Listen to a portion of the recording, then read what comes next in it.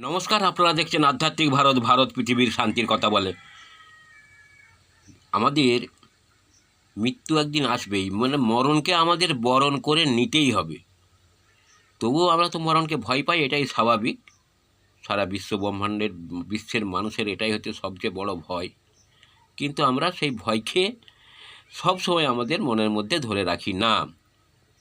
যদি দুদিন আগে মানে অসময়ে মরণটা হয়, ঈশ্বরের হিসাবে যদি আমার ঈশ্বরের হিসাবে যদি আমার মরণ হয়, তাহলে মৃত্যুর পরে আত্মীয়দের বিরাট ক্ষোভ ঈশ্বরের উপরে।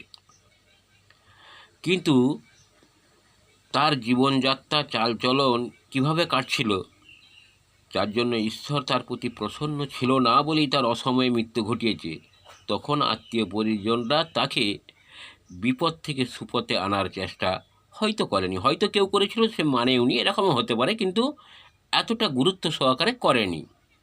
আবার যদি এই মৃত্যু আসার জন্য আগাম তোমাকে জানিয়ে দেয়, তাহলে আমরা কিন্তু ওই মৃত্যুর একটা নির্দিষ্ট তারিখ যদি একটা জানিয়ে দেয়, তখন আমরা ঈশ্বরের পা জড়িয়ে থাকি দিন রাত।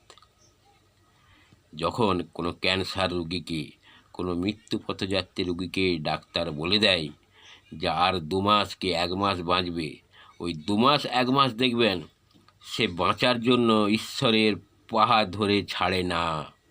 কিন্তু তার আগে মৃত্যুকে আমাদের বরণ করতেই হবে। মৃত্যু ভয় আমাকে কিন্তু ঈশ্বর ভক্তিতে আসক্ত করে না।